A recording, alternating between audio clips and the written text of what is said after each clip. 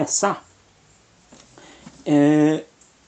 eu escolhi um livro que fala sobre uma franquia clássica do cinema, tá?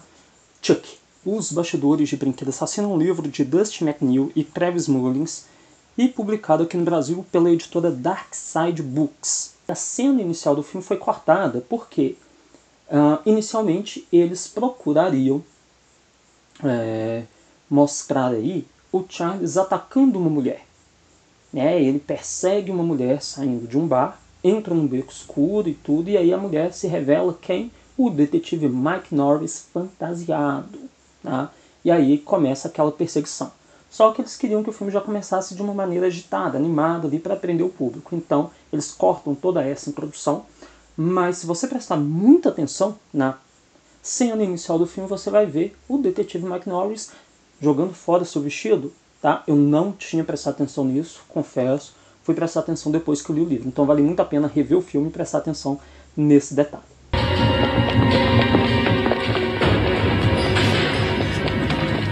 Eu tô com o estrangulador! O Ed esborrou a Vampire! E é uma continuação muito legal. Ela vai mostrar ali os eventos após o Brinquedo Assassino 1, ainda focados, os eventos focados no Andy Barclay, só que a mãe dele agora está internada, né? Então a Catherine Hicks não aparece no filme, exceto por uma foto pequena, quando o Andy vê a foto.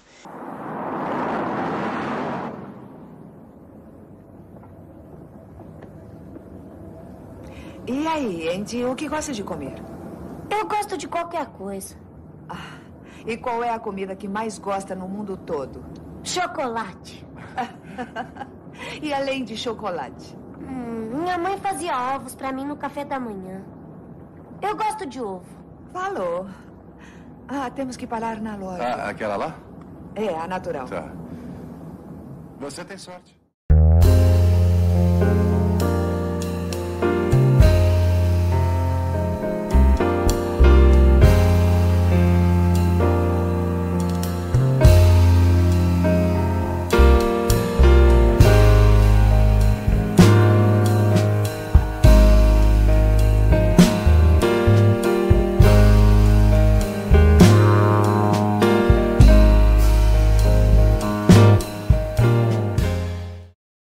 E aí, com prazo super apertado, a Universal travou a data de estreia do filme, então a produção tinha menos de um ano para poder fazer tudo. Na verdade, eles tiveram 9 meses ali para fazer tudo. O Don Mancini começa então um roteiro de Brinquedo Assassino 3. Só que ele precisava dar um novo rumo para a história.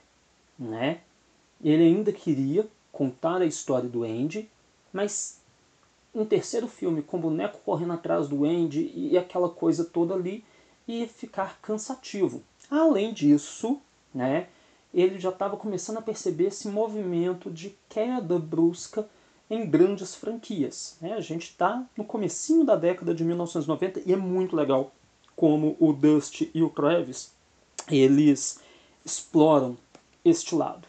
Eles falam exatamente desta crise das grandes franquias no começo dos anos 90. Tá? Então, a gente tinha lá, por exemplo, Massacre da Serra Elétrica. Primeiro filme em 74, segundo filme em 84, aliás, 86, desculpem. O terceiro filme em 90, e aí a gente já tem ali um cansaço da franquia. O mesmo aconteceu com Sexta-feira 13, primeiro filme em 80, e aí vários filmes até 90. A Hora do Pesadelo, que começou em 84, e também vários filmes ao longo desses anos. Halloween, que começou em 78, segundo filme em 81, e aí outros filmes ali até 89 e 90. Então, todas as grandes franquias de terror, A Profecia, que embora não seja tão slasher, não seja tão esse terror sangrento ao longo como os demais, mas ainda assim a Profecia também passa por várias sequências ali durante a década de 1980. E isso acaba fazendo com que o público perca um pouco esse interesse nos filmes. E o Brinquedo Assassino o primeiro filme tinha sido lançado em novembro de 1988. Nós estávamos agora em 1991 e já ia sair a terceira parte do filme. Então, quer dizer, ele foi até mais rápido do que os seus antecessores, cara.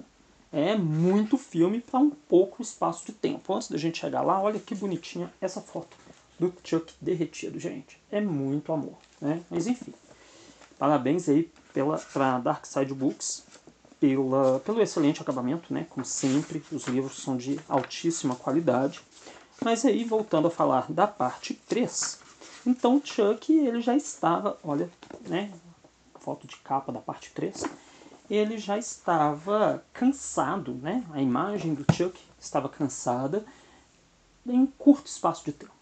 Mas ainda assim, o Don Mancini aceitou a missão, vão embora, ele ainda não iria dirigir o filme. E aí, é interessante porque eles tiveram, até o momento, tá, o prazo mais apertado da franquia. Né? 9 meses ali entre um filme e outro e tal. Então, para fazer o roteiro, revisar o roteiro, começar as filmagens, editar, fazer a divulgação e lançar o filme. Algo impensável. Mesmo para os dias de hoje, né? Nós vemos aí muitas vezes um filme fica 1, 2 anos em produção e depois mais um ano de divulgação, né? O Oppenheimer foi um caso desses. Ficou divulgando um ano e todo até ser lançado. Enfim. E aí o que eles fazem? Opa, a gente precisa de um diretor que esteja acostumado a prazos curtos. Né? Vamos procurar um diretor que esteja acostumado a prazos curtos. Que tipo de diretor está acostumado a filmar e tudo com prazos curtíssimos? Diretor de televisão. Né? E aí eles acharam, né? Eles foram atrás do Jack Bender, que já havia dirigido vários episódios de séries de TV e que, muitos anos depois, seria um dos diretores e um dos produtores da série Lost, outro grande sucesso aí, né, gente? Mas eles foram atrás do Jack Bender e aí o Jack Bender entra, né, nesta franquia.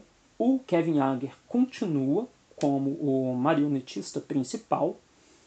O Ed Gale se afasta da franquia devido à sua pouquíssima participação em Brinquedo Assassino 2. O Don Mancini e o David Kirshner continuam à frente do projeto. E aí nós temos a primeira mudança radical na frente das telas. O Alex Vincent não retorna como Andy Barclay. Tá? Por quê? O filme precisava de uma passagem de tempo de cerca de 8 anos. Então, nós vamos ali para algo parecido com 1998, né? Final de 97, começo de 98. E agora o nosso eterno Andy Barclay está com 16, 17 anos na Escola Militar Kent.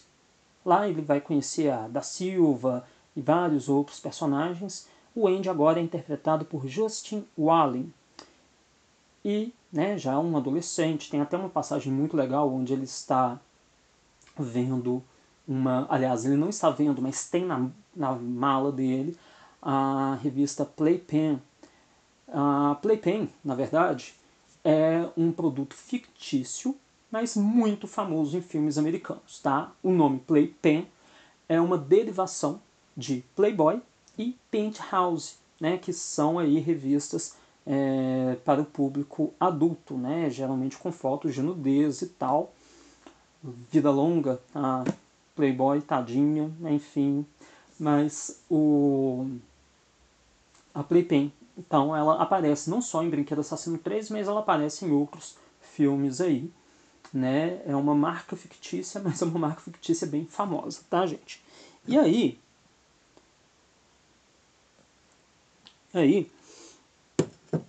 o Chuck, a fábrica ficou fechada, né, durante cerca de 8 anos, a nossa passagem natural de tempo, vai ser reaberta.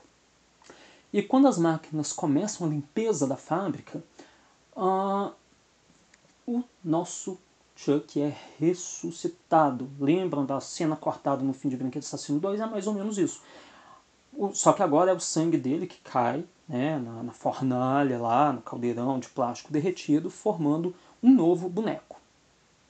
E aí, esse seria o boneco número 1 da linha de montagem dos Good Guys, ou os caras legais, ou os bonzinhos, dependendo da dublagem. Seria o boneco número 1 da linha de montagem dos bonzinhos anos 90. E aí, o diretor, né, o mesmo visto lá no filme 2, ele recebe esse boneco e à noite ele é assassinado. E aí guarde mais esse detalhe. Ele é assassinado, né, o Chuck usa diversos brinquedos ali da fábrica para poder matar o cara. Essa ideia veio do primeiro filme, quando o Andy usaria vários brinquedos para derrotar o Chuck. Só que essa cena acabou sendo cortada lá no primeiro filme e foi, né, reescrita, reutilizada aqui no Brinquedo Assassino 3. E aí o Dust, mas o Travis sempre falam isso, que o bom da franquia Brinquedo Assassino é que, mesmo que uma ideia não tenha sido inicialmente usada, ela é reaproveitada em outro ponto da série, né, da franquia.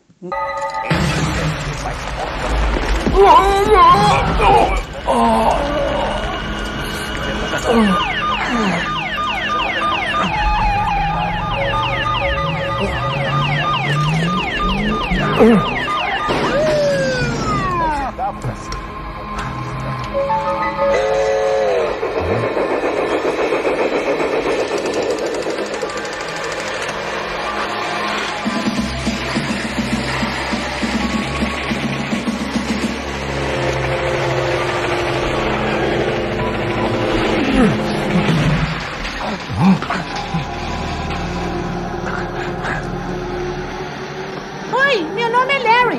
Oi, meu nome é Polly. Ei, quer brincar? Ei, quer brincar? Eu gosto de ser abraçado. Eu gosto de ser abraçado. Oi, meu nome é Larry. Oi, meu nome é Polly. Ei, quer brincar? Ei, quer brincar? Eu gosto de ser abraçado.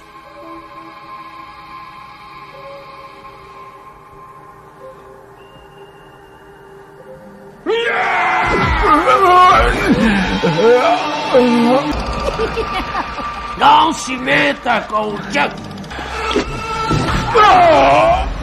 Na música!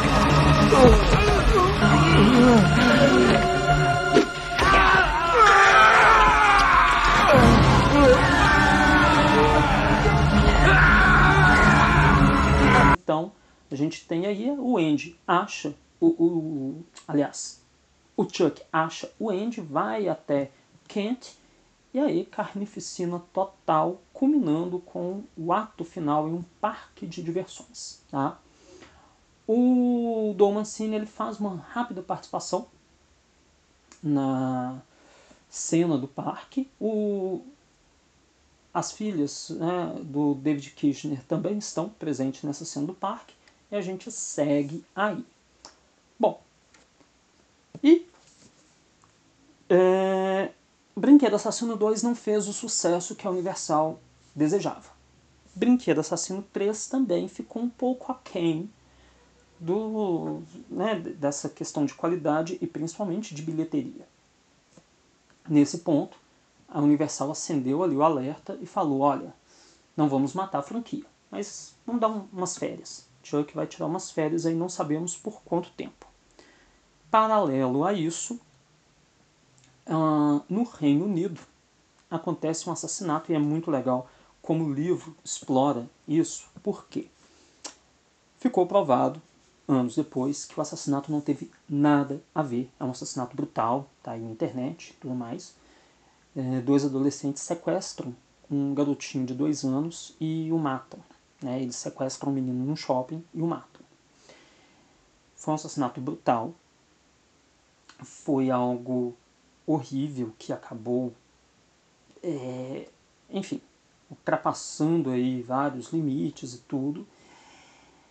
Só que na época fizeram alusão de que os meninos haviam visto os filmes do Brinquedo Assassino, em especial o Brinquedo Assassino 2, que tem uma cena na escola, o professor é assassinado e tudo mais, mas que o sequestro e o assassinato desse garotinho havia sido diretamente inspirado em Brinquedo Assassino. E aí o filme começou a sofrer uma onda de boicotes. E a Universal resolveu suspender a produção de qualquer sequência durante um determinado período. Tá? E o filme deixou de ser exibido em cinemas em vários países, a circulação de mídia física também foi afetada, enfim. De certo modo, aí, aqui no Brasil, a gente tem que agradecer ao SBT e ao Silvio Santos por ser tão pancado das ideias, porque Brinquedo Assassino 2 e 3 foram repetidos a exaustão na tela de sucessos, né, ao longo aí dos anos 90. E também no cinema em casa durante a tarde, né, então, sorte nossa. Nessa época também, em 1993, a Rede Globo exibiu o Brinquedo Assassino 1, e aí depois o SBT exibiu o Brinquedo 2 e 3,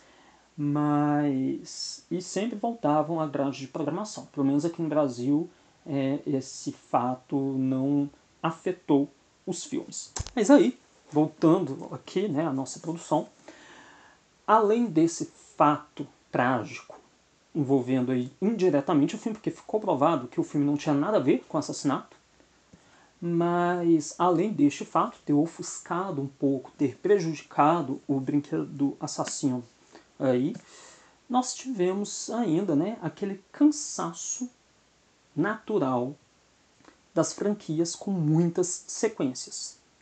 Então, no começo da década de 90, algumas franquias ainda tentaram lançar filmes, né, ali dos seus vilões famosos, mas nós tivemos uma queda muito brusca de público, de qualidade de roteiro.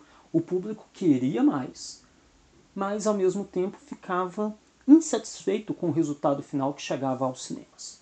Então filmes como Sexta-feira 13, A Hora do Pesadelo, Massacre da Serra Elétrica, Halloween, Profecia já não agradavam mais a população. O terror como um todo, eu sempre comento isso, o terror, gente, ele é um dos gêneros mais versáteis e ele se modifica ao longo dos anos, né? Ele vai se adaptando à nova realidade. Então aquele terror slasher, aquele terror sangrento dos anos 80, já não agradava mais. As pessoas cansaram, né, no começo dos anos 90. Então não havia nada de novo. O que havia era apenas continuações e continuações e continuações. E isso vai durar até metade da década. E aí, em 1996, Kevin Williamson apresenta um roteiro que vai ser dirigido por Wes Craven e que vai dar início, né, a uma retomada do gênero slasher com o uso agora da metalinguagem. Estamos falando de Pânico. Alô? Alô? Pois não? Quem tá falando? Com quem você quer falar? Que número é esse? Pra que número você ligou? Eu não sei. Eu acho que você ligou pro número errado. Liguei? Isso acontece. Fica frio. Pois é, gente. Pânico não só deu aquela saculejada que o gênero do terror precisava na década de 90, como abriu as portas, né, para outros filmes virem aí na sua esteira de sucesso. Então, entre eles, Eu Sei o que Vocês Fizeram no Verão Passado, Lenda Urbana, entre outros aí. E também abriu as portas para refilmagens e novas sequências de franquias clássicas. Então nós tivemos aí nesta onda, né, o retorno de Halloween com Halloween H20, que trazia o elenco original do filme. Nós tivemos aí 4 anos depois de Pânico, né, Jason X. Então a gente teve muita coisa. Finalmente o encontro, né, de Jason e Fred, a refilmagem de Massacre da Serra Elétrica. Então a gente teve muita coisa neste embalo aí do Pânico. E é claro que Brinquedo Assassino não ficaria de fora. O próprio Don Mancini disse que havia se inspirado nos personagens clássicos, né, do slasher, né, Jason Voorhees, Fred Krueger, Michael Myers, Leatherface, para criar o seu Chuck. E agora, nada melhor do que trazer o Chuck para os anos 90, né, digamos assim, para uma era cinematográfica pós-Pânico. Então, ele começa a desenvolver o projeto de A Noiva de Chuck.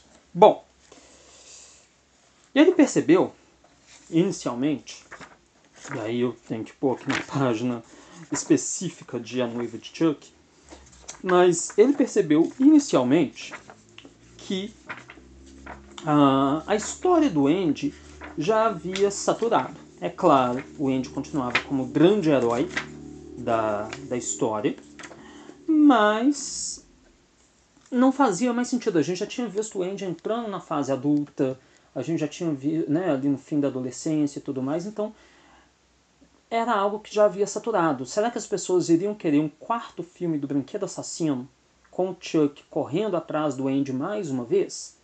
Então, o que o Don Mancini almejou? Se a gente criasse uma companheira para o Chuck?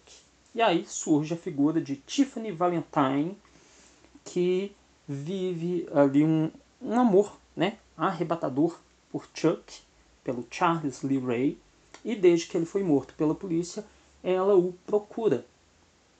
Ela tem essa consciência, né, de que ele virou um boneco, ela acompanha os noticiários no jornal, e ela tem ela tem recortes muito fortes, né, muito específicos do Andy Barclay, e aí o filme faz essa referência ao Andy, mas falando, olha, a história dele está lá atrás, né? Enfim, pode não ter acabado do jeito que os fãs queriam, mas a história dele foi contada. E aí a Tiffany, ela procura, né, pelo Chuck, pelo seu grande amor.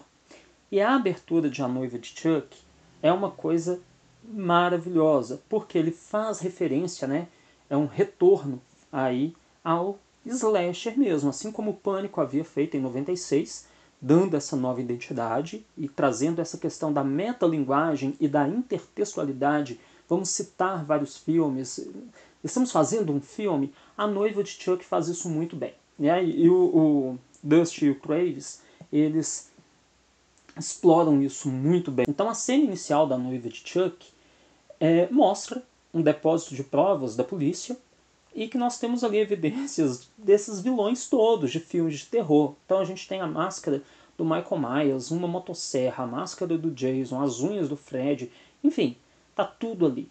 E aí tem um caso, né, um saco plástico, de um caso que não foi solucionado. E aí nós temos o policial Robert Bailey, que pega este saco plástico e vai levar até um galpão abandonado. Lá, a curiosidade fala mais alto, ele abre o saco plástico e aí nós temos uma mão cortando a garganta dele. E aí se revela ser a Tiffany Valentine, simplesmente vivida por Jennifer Tilly. A atriz havia sido indicada a Oscar, participou de diversos filmes, um dos filmes mais interessantes da sua carreira é Ligadas pelo Desejo, filmaço, e ela entra, né, na franquia de Brinquedo Assassino. E aí o filme continua fazendo várias referências, tá? Há outros clássicos aí, inclusive da Universal, né? Temos Frankenstein, temos muita coisa bacana aí. E a eletricidade sendo usada mais uma vez. Se em Frankenstein e em Brinquedo Assassino 2 a eletricidade foi usada para dar vida, né, ao monstro lá criado por Victor Frankenstein e ao Chuck, no caso de Brinquedo Assassino 2, em A Noiva de Chuck, a eletricidade é usada para matar a Tiffany, né? E a partir de então o Chuck a transforma em boneca. Então é muito legal. E aí algumas curiosidades, né? O livro Voodoo para Leigos foi